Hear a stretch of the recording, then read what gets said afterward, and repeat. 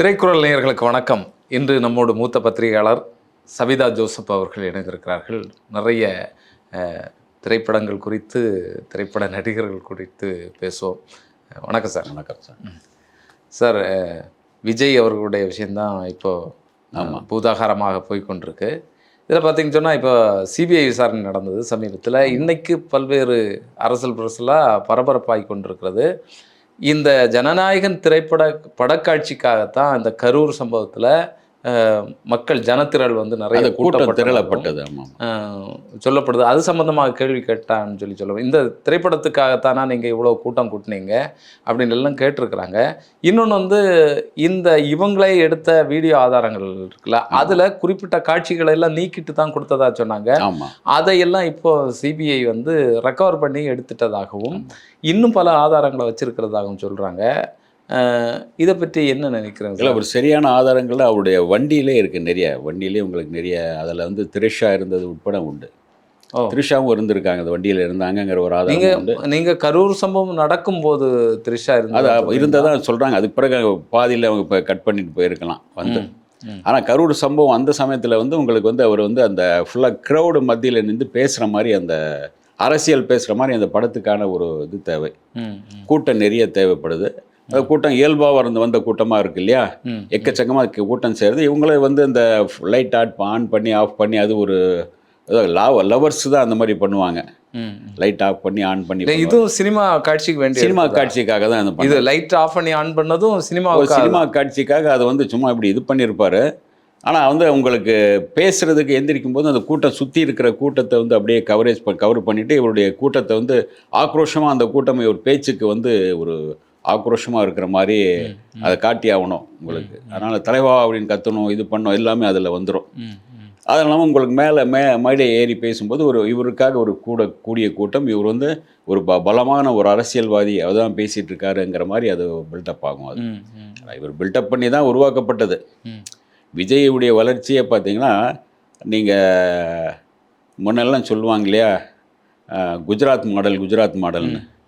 அது 2014 டோட்டல் இந்தியாவே மாற்றிடுச்சு குஜராத் மாடல். அதுக்கு பிறகு தான் குஜராத் மாடல் என்னங்கிறது அமெரிக்காவிலேருந்து வரும்போது எல்லாமே சேலை வச்சு புடவை வச்சு எல்லாம் மறைச்ச பிறகு தான் தெரிஞ்சது. அதே மாதிரி தான் விஜயும் ஒரு குஜராத் மாடல் தான். ஏறக்குறைய பில்டப் பண்ணி உருவாக்கப்பட்ட ஒரு குஜராத் மாடலில் இவரும் விஜயும். அவர் சொல்லுவார் இல்லையா, பாயாசம் பாசிசம், விஜயே ஒரு விஷயந்தான். அப்படி ஒரு கன்னிங்கான ஒரு சில இதெல்லாம் உண்டு. ஈகோ பயங்கர ஈகோ இருக்கும். நான் சொன்னது தான் கேட்டாகணும், நான் சொன்னதான் இது பண்ணி ஆகணுங்கிற மாதிரி. அந்த சீன் ஏறக்குறைய ஒரு அரசியல்வாதிக்கான ஒரு சீன். நீங்கள் மேலே நீந்து பேசிட்டு இருப்பாரு, ஒரு மக்கள் செல்வாக்கோட அப்படியே திரண்டு இருக்கிற மாதிரி. அதுக்கு பிறகு பார்த்தா அங்கே ஸ்டூடியோவில் வேற மாதிரி செட்டப் மாற்றிக்கலாம். அது அலை மாதிரி தானே இருக்கு. மக்கள் அலை எல்லாம் எடுத்தாச்சு. நெக்ஸ்ட்டு அவர் அங்கே பேசுனது கொஞ்சம், அங்கே ஸ்டூடியோவில் வேறு எதுக்கும் சேர்த்துருப்பாங்க.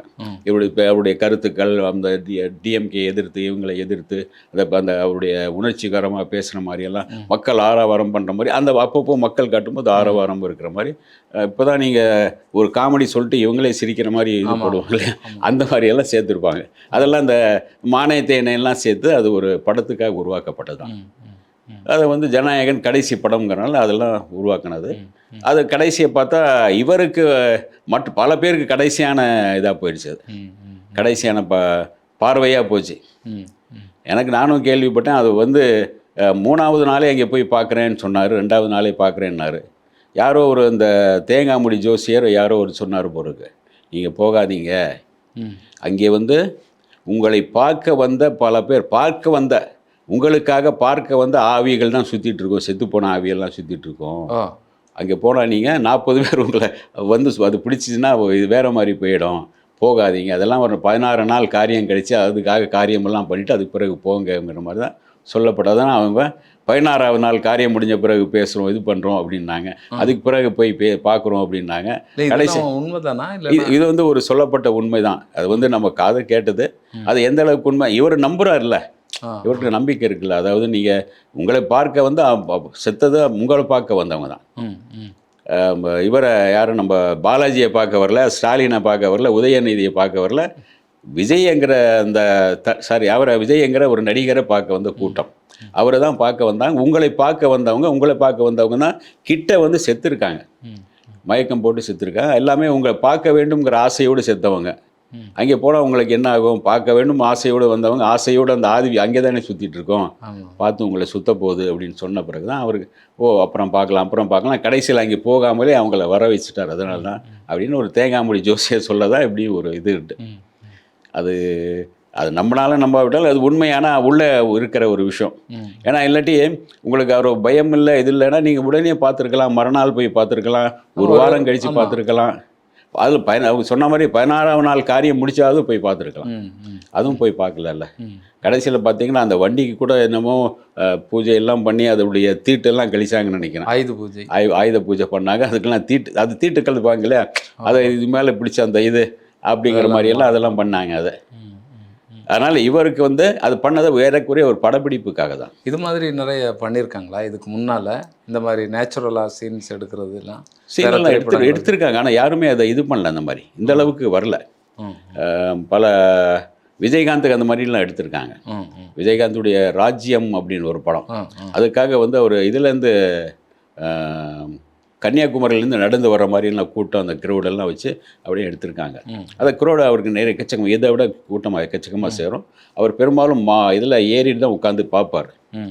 உட்காரும்போதே அந்த காலில் அந்த அவருடைய காலையிலே டிரைவரே நிப்பாட்டு, கூட்டம் அதிகமாக நிப்பாட்டு, போவாத அப்படிம்பார். கூட்டம் கரெக்டாக கலைஞ்சு போன பிறகு கிளம்பு அப்படிம்பார்.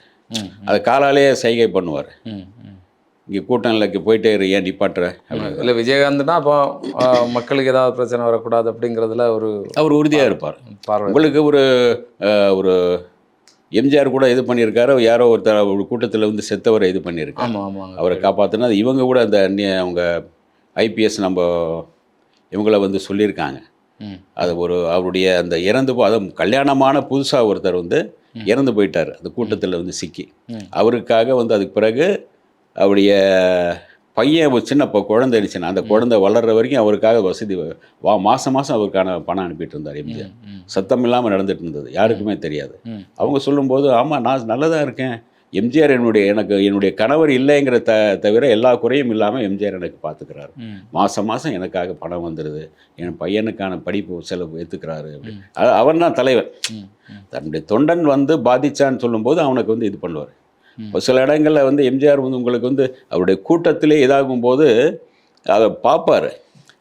பெண்கள் பக்கம் யாராவது போன அப்படின்னா போகிறோம், இங்கேருந்து ஆள் போய் அவனை தூக்கி விளாசிடுவான். பெண்கள் போய் தடை வருவது இது பண்ணுறது. இவருடைய கூட்டங்களை பாருங்கள், பெண்களை தூக்கி வீசுறா பிடிக்கிறாங்க, எங்கெங்கோ கை வச்சு தூக்குறாங்க.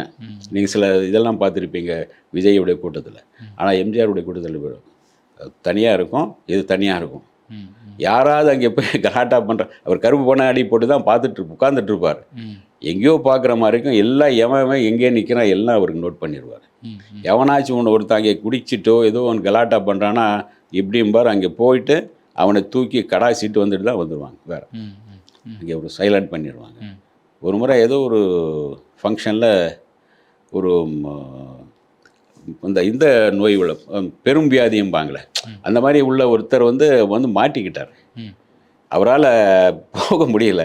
இவர் போய் அவரை தூக்கி ஓரமாக நிப்பாட்டிட்டு நீங்கள் ஓரமாக இருங்க, கூட்டத்தில் வராதீங்கன்னு சொல்லிட்டு மேலே ஏறி வர்றாரு எம்ஜிஆர். இந்த மாதிரி பண்ணுவோம். விஜயகாந்த் அப்படி பண்ணுவோம். பல தலைவர்கள் நானே சில இடங்களில் வந்து நீங்கள் அலை பார்த்துருப்பீங்களா, அந்த மாதிரி அலை வந்து மணச்சநல்லூரில் நான் பார்த்துருக்கேன். விஜயகாந்த் அந்த டேய் நகரு அப்படிம்பார். மேலே இந்த பக்கம் வராமல் மேலே அந்த அலை வந்து அடிச்சு நகரு அந்த பக்கம் நகரு அப்படிம்பார். பார்ப்பாரு, கலாட்டா கத்துவார், இது பண்ணுவார். நகரு இந்த பக்கம் நகரு, போடா இந்த பக்கம் போடா பின்னாடி அப்படிம்பார். அது மேலேருந்து பார்ப்பார். ஏன்னா பக்கத்துலேயே நின்று நம்ம அங்கே மணச்சநல்லூர் அப்புறம் அந்த இன்னும் நெய்வேலி இங்கெல்லாம் கூட்ட போகும்போது நான் நானும் மேடைக்கு போயிடுவேன். ஆசிரியரை விட்டுருங்க அப்படிம்பாங்க என்ன. நானும் மேடையில் போய் நின்றுருவேன், பேசிட்டு அவருடைய வாழ்க்கை வரலாறு எழுதின காலகட்டங்கள் எல்லாம். அதனால் அதெல்லாம் வந்து உங்களுக்கு அந்த கூட்டங்களை நான் பார்க்குறோம். அந்த கூட்டங்கள் எங்கே யார் என்ன எதுன்னா கரெக்டாக நோட் பண்ணிட்டுருவார். கூட்டம் அது யாரும் பாதிக்கப்படல, யாரோ ஒருத்தர் பாதிக்கப்பட்டப்போ அவர் கூட போயிட்டு அவருக்காக என்னென்ன செலவு ஏற்றுக்கிட்டார் விஜயகாந்த். ஒரு மாணவர் ஒரு வயசானவர் நினைக்கிறேன், பாதிக்கப்பட்டார். அவருக்கான செலவுகள் ஏற்றிட்டு அவருக்கு என்னென்ன பண்ணமோ ட்ரீட்மெண்ட் பண்ணி கொடுத்து அவருக்கான ஒரு தொகை கொடுத்துட்டு வந்தார். இதெல்லாம் பண்ணியிருக்காங்க. ஆனால் இவர் அது பண்ணது கிடையாது. இல்லை, இங்கே வந்து இதை கவனிக்காமல் விட்டுட்டாங்களா, இல்லைன்னா வேற நமக்கு சீன் எல்லாம் கரெக்டாக வரணும் அப்படிங்கிறதுனால மட்டும், அந்த நோக்கத்தினால மட்டும் இதை வந்து மிஸ் ஆயிடுச்சா? இல்லை, சீன் எடுத்தாச்சு. நீங்கள் சீனெல்லாம் எடுத்தாச்சு. நீங்கள் வந்து எப்போ வேணாலும் சீன் மாற்றிக்கலாம். ரியலாக ஒவ்வொருத்தராக வந்து இவர் தண்ணி கொடுக்குறாரு இல்லையா, தண்ணி கொடுக்கும்போதே தெரியுது ஒவ்வொருத்தரும் மயங்கி விடுறாங்க அப்படின்னு ஓரமாக. தண்ணி இல்லாமல் காலையிலேருந்து நிற்கிறாங்க, 7 மணி வரைக்கும் நிற்கிறாங்க வெயிலில், மொட்டை வெயிலில். அந்த கூட்டத்தில் சேர்ந்துட்டீங்கன்னா நீங்கள் வந்து உங்களுக்கு வெளியில ஒன்று போக முடியாது, எந்த இயற்கை உபாதைகளும் ஒன்றும் பண்ண முடியாது. அதுவும் பெண்கள் குழந்தைகளை ஒன்றும் பண்ண முடியாது, அசைய முடியாது, நகர முடியாது. நகர்ந்தா போய் நமக்கு இடம் போயிடுமோ அப்படி ஒரு பயம். நகர்ந்து போயிட்டு எங்கே போகிறதுன்னு தெரியாது. இந்த பக்கம் போனால் அங்கே போகணுமா, இந்த பக்கம் போகணுமா தெரியாது. அந்த மாதிரி ஒரு நெருக்கமான ஒரு நிகழ்ச்சி, நெருக்கமான ஒரு இடம். அந்த இடத்துல வந்து நீங்கள் வந்து நகரவே முடியாத அளவுக்கு ஒரு வேன் வந்துக்கி அந்த வேனை அடைச்சிட்டு போய் நிற்கிறாங்க. போயிட்டு வேனை இன்னும் நெருங்கும். ஆமாம், இன்னும் நெருங்குதில்ல. அவர் கிட்ட நெருங்கி பார்க்கணுங்கிற விரும்புகிறவன் வந்து நெருங்கி இவங்களே உள்ள இடையில இருக்கிறவன் நெருக்கிறான். தண்ணின்னு கத்தும்போது தண்ணி மேலே இருந்து போடுறாங்க. அப்போ தான் தெரியுது சார் இந்த மாதிரி அப்படின்னு. அவர் மயங்கி விழுறதான் பார்க்குறாரு. அந்த பக்கம் ஆம்புலன்ஸ் வருது. இதெல்லாம் பார்த்துட்டு அதுக்கு பிறகு தான் இவர் வந்து சரி ஏதோ ஒரு மாட்டிக்கிட்டோன்னு போல் இருக்கு. டக்குன்னு கிளம்பி போலீஸ் சொல்கிறது, சார் இதாகிருக்கு, ரொம்ப இப்போ வேண்டாம் சார், நீங்கள் கிளம்புங்க அப்படின்ற. ஏன்னா நீங்கள் நின்றா இன்னும் கூட்டம் சேர்ந்துட்டே இருக்குங்கிறதானே. கிளம்புங்கன்றா. அதுக்கு பிறகு தான் இவர் ஓடி வர்றாரு. அதுக்கு பிறகு பார்த்தா 30 பேர் இதாகிட்டாங்க சார் அப்படின்னா அவர் கண்டுக்காமல் போயிட்டே இருக்கார். அதாவது ஒரு தலைவனுக்குடைய அழகு வந்து நிற்கணும், துணிஞ்சு நிற்கணும், துணிஞ்சு வரணும். அதான் ஒரு சம்பவம் நடந்துருச்சு அப்படின்னு சொன்னால் கூட நின்று தொண்டர்களை அனுப்பி பார்க்குறது. அடிப்பட்டால் உங்களுக்கு ஏதோ மெரினா பீச்லேயே ஒரு முறை கலைஞருக்காக ஒரு விழா நடத்தினார். இவர் பொன் விழா. இவர் தான் நம்ம கேப்டன் விஜயகாந்த் தான் பண்ணார். அப்போது வந்து எதிர்கட்சி தலைவர் இவர், ஆளுங்கட்சியாக இருக்கிறது அம்மா. அப்போது வந்து கடற்கரையில் நடிகர்கள் வேணால் போலீஸ் பாதுகாப்பு பெருசாக இல்லை. போலீஸ் பாதுகாப்பில் திமுகவுடைய இளைஞர் அடி, நம்முடைய நடிகர்களில் சில பேர் பாதுகாப்பு, ஸ்டண்ட் நடிகர்கள், இவங்க பாதுகாப்புலேயே தான் கூட்டம் நடக்குது. அப்போ கூட யாரோ ஒருத்தன் அடிப்படும் போது போய் ஓடி போய் காப்பாற்றி அவனை போய் ஹாஸ்பிட்டல் கூட்டிட்டு போங்க அப்படின்றான்.